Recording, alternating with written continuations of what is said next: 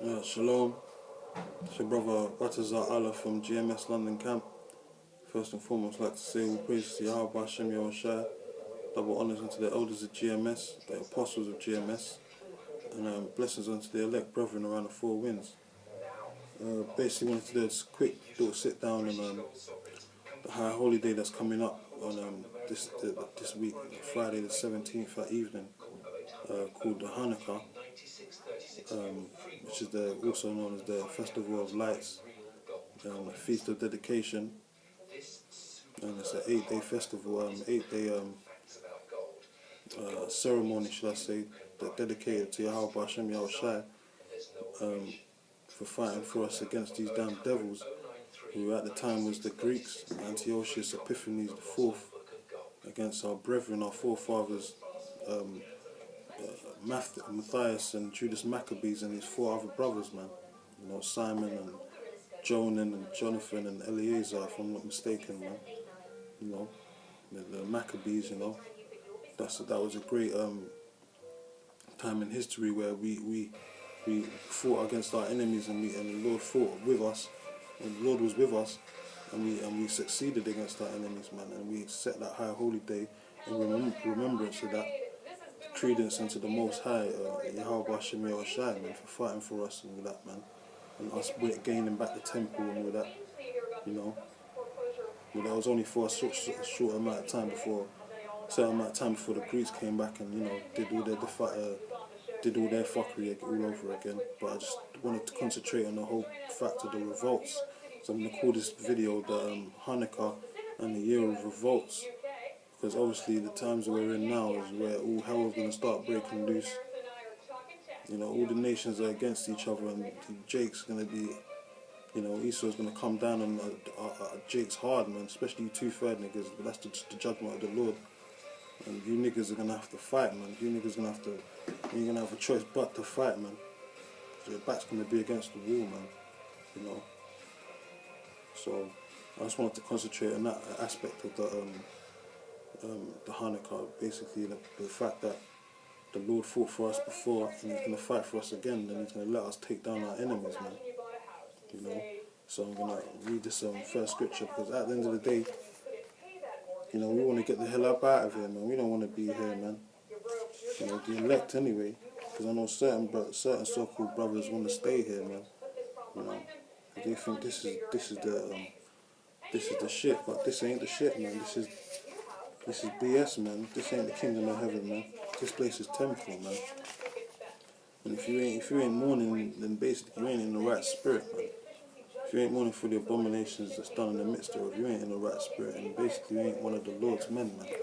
You ain't part of the Lord's sheep, herd, so to speak. But I'm going to show examples of how Matthias, the father of Judas and the other brothers, they were in mourning, man. They wanted to, they didn't conform to society and all that, man.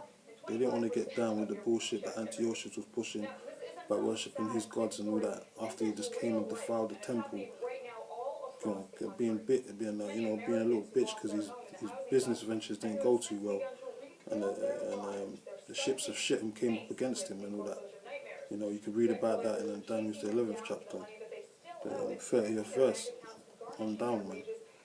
He just pissed off and basically took his anger out on the children of Israel, man. And, you know, the Maccabees and all that, they weren't going for it, man. They weren't standing for all that BS that Esau was pushing, so they rebelled, man, and they revolted. And then they had, it was like a 7-year revolt, because it started from like 160, when I did the research, it started from like 167 BC, and then 3 years after that is when so-called they got the temple back, and they celebrated the celebration of Hanukkah, which the word Hanukkah comes from the Hebrew word, if I'm not mistaken, Hanukkah, which means dedication. So that's the 8-day dedication to Yahweh Hashem Yahushai for fighting for us against them damn Greeks. And then like 4 years after that, I think, that's when they say Judas Maccabees died and all that. So it's like a 7-year revolt, man. It was ongoing. It wasn't just one day and all that. It was ongoing, and just like now, man, with this skirmishes and shit going on right now, You got this Ferguson thing going on over there in Missouri. They're still rioting. They're still going uproar and over this to these devils because they keep shooting them and all that. That's just the judgment of the Lord, but it's just to rouse up Jake's spirit. And you got them Jakes over there because I think they just killed another 2 Jakes or something recently. One in Ohio and another in the supermarket or something like that. So now you got all these Negroes and all that running up in the government buildings, protesting and revolting. But it's going to get worse, man. It's just going to keep escalating to the point of no return. There's not going to be no pacifying, no quelling of the spirit, man. It's going to be a spirit of just pure rage and anarchy, and it's going to be kill or be killed, man. Straight murkages and that, and all that business out there, man. It's going to get mucky. It's going to get really mucky out here, man.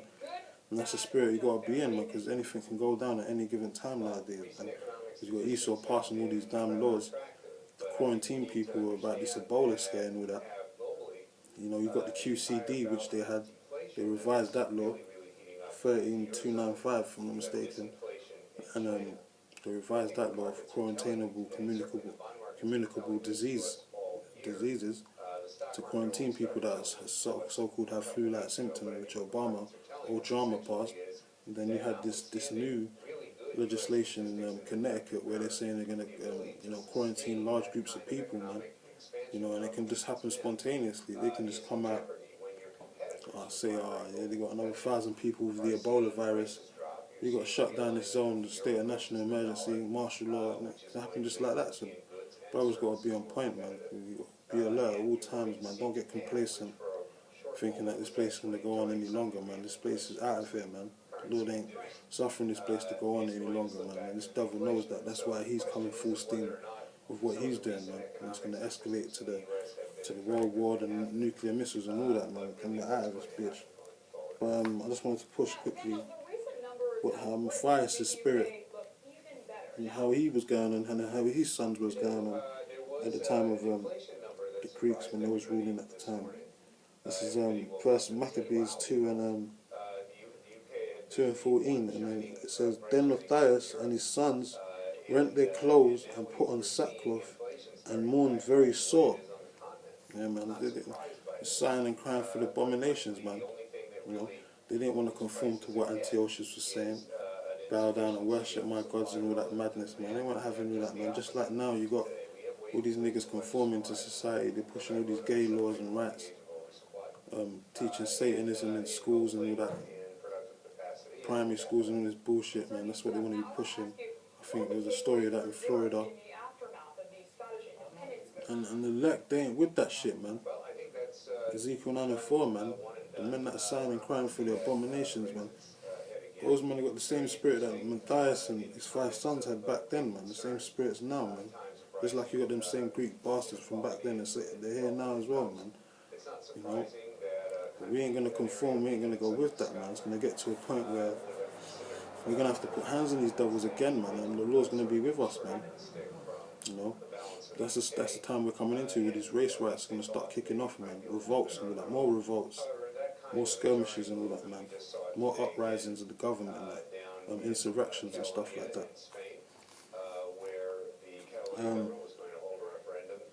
And basically, like, another point is like any of our people, maybe 2/3, they're gonna get put down anyway. Any other niggas, any of those niggas that are with that, we're gonna find them and put them down as well. And I've got an example of what Matthias did. He started off the revolt in the first place, you know, because he saw a nigga doing the bidding of Esau, and he just lost it, man. The Lord put that warlike spirit in his mind, and he just had a zeal of overzeal, man, and he just went for this nigga's neck, killed this nigga, man. And it was his own people, man. It's showing you that 2/3 of our people, they ain't right. They're gonna have to get it too, man. You know, that's just how it goes, man. It says, First Maccabees 2 and 24, "Which thing, when Matthias saw, he was inflamed with zeal, and his reins trembled, neither could he forbear to shew his anger according to judgment. Wherefore he ran and slew him upon the altar, man." So, yeah, man, he went ham stew on these niggas, man. These so-called so-called brethren that wanted to do wicked sacrifices onto in the altar, which was in Malden, man. They wanted to do sacrifices in the sight of this bastard Antiochus and to his gods, basically, man. Wicked sacrifices, and Matthias went with it, man. It's like, fuck that, I'm taking this nigga's head off, man. And he killed that nigga, man. You know, and then, you know, him and his sons that did what they did, and then that's how you had the Maccabean revolts and all that, man. You know, it was taking out all these Edomites and anyone else that was with them, man. You know, that's how it goes, man. That's how it's gonna go now, man. Cause you two fair niggas, you just love this society, man. You don't want to let go of this society, man. The Lord's gonna let go of you, man. He's gonna do it by way of his own, his mighty men, man. Setting up his mighty men to take your asses out, man. In the time of judgment, man. But I just want to concentrate on Esau for the most part, because he's the real big head honcho that needs to get his head removed, man. And it's gonna happen very soon, man. As I said, Jake's back's gonna be up against the wall, and you're gonna have no choice but to fight these devils, man. Because they're gonna come at you. They're gonna come at you, you Jakes, with all kinds of bullshit, man. And you're gonna have to go full throttle with these devils, man, whether you like it or not. I'm just gonna read a couple scripts.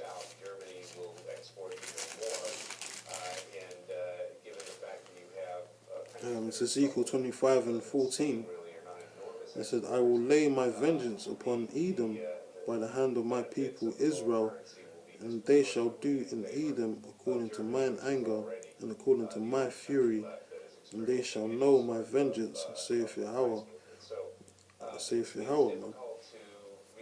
Yeah, man, the Lord's going to put his spirit of anger and vengeance like he did with Matthias. He had that zeal, man, and he just went ham stew on that fucking nigga, man. And then he went ham stew on Esau, man. You know, that's how it's going to be, man.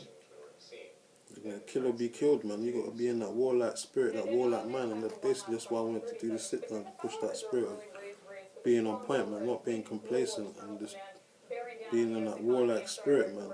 Having that warlike mind that any time it could go down, anything could happen. And the Lord might have it where, you know, these devils try and hem you up, put you in prisons, which it says in the scriptures anyway. But you just got to be girded in the spirit with this knowledge, wisdom, and understanding, man. You know, and Lord's willing, you have the faith to sustain yourself until to the end, man. You know,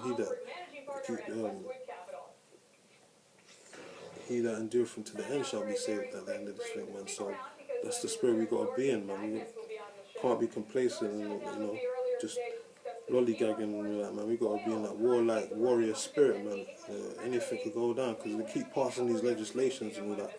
So obviously they're going to do something soon, man. Spontaneously, they might just hem up, say, oh, there's 1,000, this Ebola thing's gone too crazy, which is saying now on the news. They say 1,000 Jakes in so-and-so state have contracted Ebola. We got to shut down the whole this state and all that state of emergency, martial law, and all, it can all happen in one day, man. You never know, man. These devils, they ain't got a lot of time left, as I keep saying, man. So shit is gonna stir up, man. Shit's gonna keep things are gonna start happening faster, man, as we get closer to the end, man. And that's the Lord speeding up things so we can get the hell up out of here and totally destroy this devil, man. Put his ass in slavery where he's supposed to be. But yeah, man, that's the spirit your brother's got to be in, I guess, man. Because time is short. You know, unlike some other so-called brethren are pushing, like to say we're going to be here another 5-10 years. That's just BS, man. We don't even know if we've got 5 months left in this bitch, man. But I'm going to read this. A couple more scriptures. Zechariah 9 and 13. When I have bent Judah for me, filled the bow with Ephraim, and raised up thy sons, O Zion, against thy sons, O Greece, and made them a sword, made thee as the sword of a mighty man, man. So we're going to have to fight these devils again, just like Matthias and his sons fought them Greek bastards back then, Antiochus and all that Epiphanes. We're gonna fight these